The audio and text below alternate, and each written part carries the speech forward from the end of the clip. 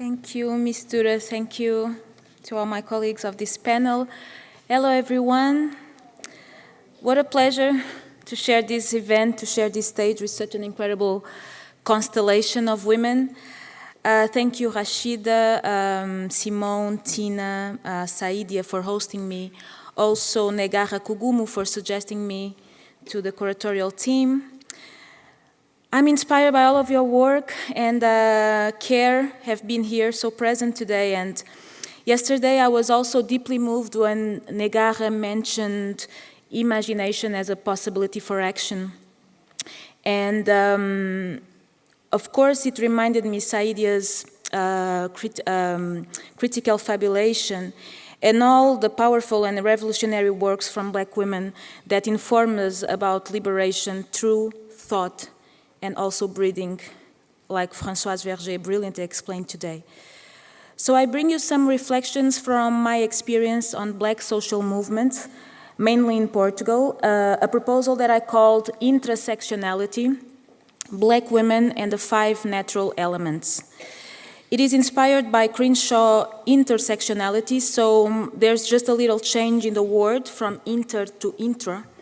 So I hope you can follow me. I will use my fingers to inter, and intra too. So intersectionality relates actions of Black women in the scope of the anti-racist struggles by organizing them as a collective body, explained through the 5 natural elements: water, fire, earth, air, and heater. I recently published an article around this idea, namely on the book Not Fully Woman, Not Woman at All, but here I bring you a shorter and lighter version of exact 16 minutes. Yeah. So I will begin with some historical moments of our recent struggle for context.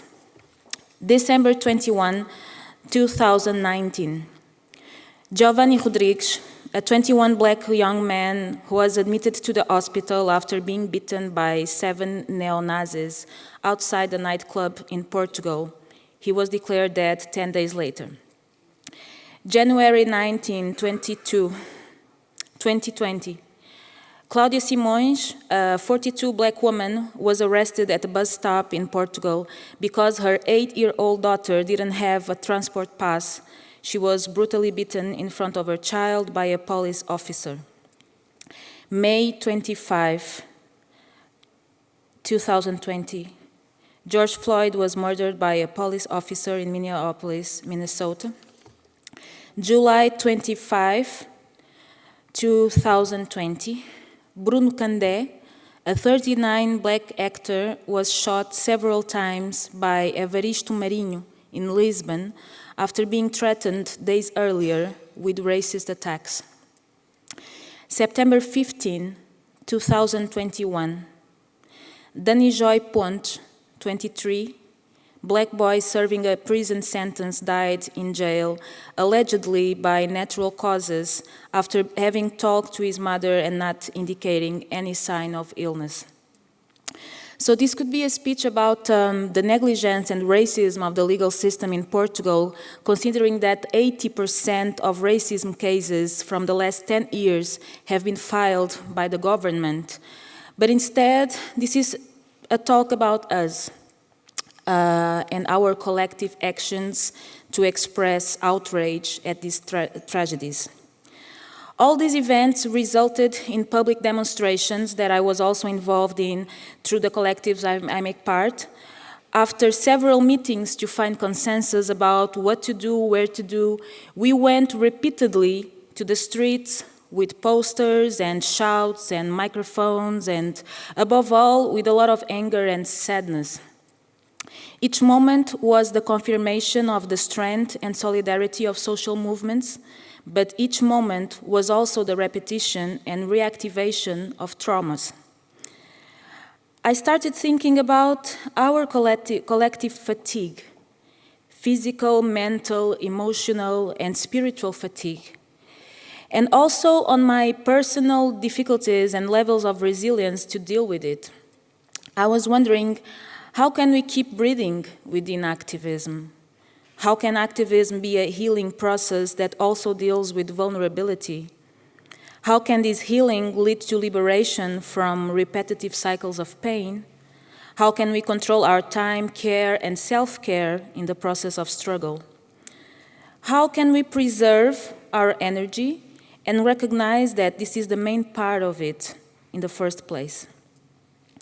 So I was reading a lot about intersectionality by that time, not only Kimberly Crenshaw, but also Sojourner Truth, Bell Hooks, Angela Davis, Lelia Gonzalez, Patricia Hill Collins, amongst other women. And I started to be preoccupied with the epistemic destitution that dominant discourses imply in such powerful proposals. So the question became a little bit more complex. How can we embrace intersectionality's legacy and develop critical tools that can deal with the challenges of our times and contexts without erasing its starting point, its role as a project of epistemic resistance, and as an intellectual, political, and ethical device, not only for the autonomy of Black women, but also of Black communities, and ultimately of society in general. So there I was, seeking ancestral views of social and political organization that embrace other cosmovision, dealing with my PhD thesis on revolts during slavery and marronage, aquilombamento, voodoo in Haiti, macumba in Angola. And that was when Denise Ferreira da Silva, that unfortunately could not join us here in Venice, she invited me to her project Sensing Salon as a keynote speaker. She presented me only one challenge: rethink the human through the natural elements.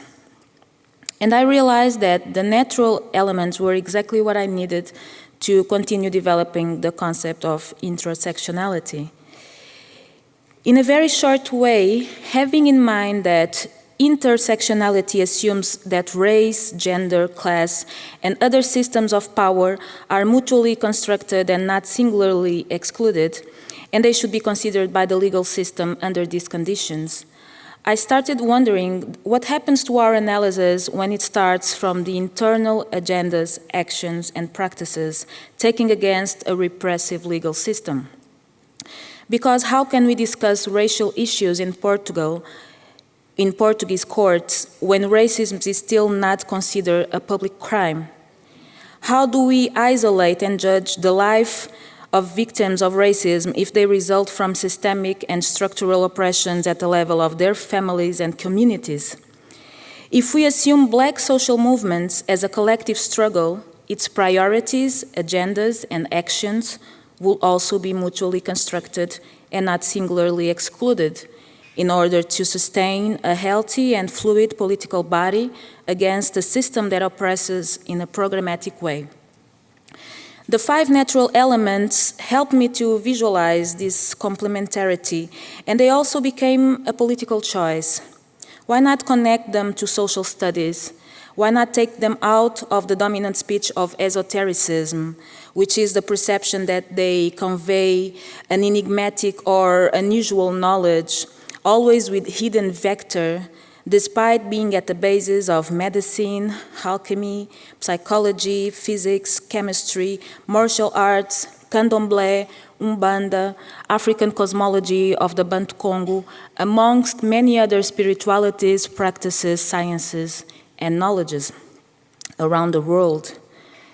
Does what anti-colonial, anti-capitalist, and anti-patriarchal possibilities underlie these ancient, indestructible, and unchanging basic elements that combine and manifest in all things? And how can we expand the perception of ourselves and the universe from a common ancestral ontology that may guide us to autonomous ways of imagining our existence? About the conclusions regarding the performance of each natural element, and particularly how power manifests through them, I won't have enough time to explain you in detail, so you just have to trust me here. But I can say that they are based on Denise Ferreira da Silva and Valentina Desideri's previous investigation, also in my own and active and ongoing research on natural elements, And recently I did a workshop with the Black activists in Portugal around this subject, and it's, for me, the place where I should work about this is with Black women, so I can understand if this makes sense to us and if it makes sense to our struggle. So, considering the power of each element, I tried to find the question that Black women tried to answer through their actions of resistance. And what will those actions and practices be? In the case of air, power manifests as rule. The question will be how to subvert the rule. And since this element can be activated to develop intelligence and rationality, memory and verbal ability, and dealing directly with a mental issue, I considered here the actions and practices from intellectual work through academia and the arts based on epistemic resistance. Artists, writers, and intellectuals that question academic dominant rules, official references, and established canons through their work.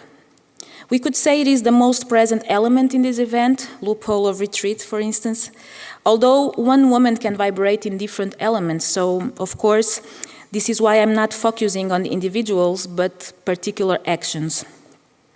Regarding earth and power as oppression, the question will be how to suppress oppression. This element is linked to material achievements, health, and work. It influences those seeking security to start a new project. It deals directly with the physical issues. For this element, I considered the actions and practices of community work, guided by individuals and associations that work directly in the field with Black populations, mainly concerned with access to housing, food, child support, education, health, social protection, and culture, by living and learning from cultural resistance in these territories. When it comes to water and power as relation, I believe the question will be how to expand relations. This energy stimulates intuition and helps on practical issues such as overcoming obstacles. This is an element that washes and drives. So I included here activities on the governmental level and other institutions that regulate power forces and justice. Black women's anti-racist actions within municipalities, tribunals, ministries, amongst other institutions. When it comes to water and power as relation, I also included the opinion makers, journalists, influencers, and multimedia platforms. In relation to fire and power as energy, we may ask how to maintain the energy circulating. The vibration of the element fire gives more enthusiasm and optimism and is potentially used to transform the feeling of discouragement, to motivate actions in the moments of putting goals into practice. Here I assumed the actions and practices from domestic workers, cleaning women, sexual workers, and other marginalized activities subject to informality and economic exploitation. These are the only areas in which Black women are not underrepresented in Portugal, for instance, which tells us a lot about historical continuities of slavery and also the importance of a transgenerational dimension in our common struggle. I would also contemplate here actions of non-binary Black women focusing on sexual dissidence that reminds us that diversity is also what maintains our energy circulating. One of the examples of intersectionality put it into practice was a public demonstration, a petition, a meeting with members of power, and an effective victory. Not now, like it sounds like, but in the 18th century. It was a group of Black women, many of them enslaved, that took the streets of Lisbon, Portugal, to protest against the payment of a tax on their insignificant income. They signed the petition, were heard by the Queen, and the Queen gave them reason, and this was more than 300 years ago. Of course, this type of achievement in this context implies alliances with other sectors of society. But what I think is fundamental here is the way in which the 5 different elements have to be in constant action so that the transformation takes place more efficiently. So we can work intersectionality in the scope of our collective activities, but also I also use it to balance my individual contribute in the struggle. Sometimes I wonder, I believe it's good to and important to vibrate and navigate through different elements. And sometimes I wonder, am I too much water? Am I talking too much with institutions? How is it exhausting me? Do I need some air, some intellectual and creative work? What can I learn with my elders? How can I work on the fire? Or can I inform my work from community work? Can I contribute to community work through earth? And of course, all these dimensions feed each other. As Crenshaw wrote in her article, Demarginalizing the Intersection of Race and Sex, about intersectionality in the legal system, quoting, I will center Black women in this analysis in order to contrast the multidimensionality of Black women's experience with the single-axis analysis that distorts these experiences. Not only will this juxtaposition reveal how Black women are theoretically erased, it will also illustrate how this framework imports its own theoretical limitations that undermine efforts to broaden feminist and anti-racist analysis, end quote.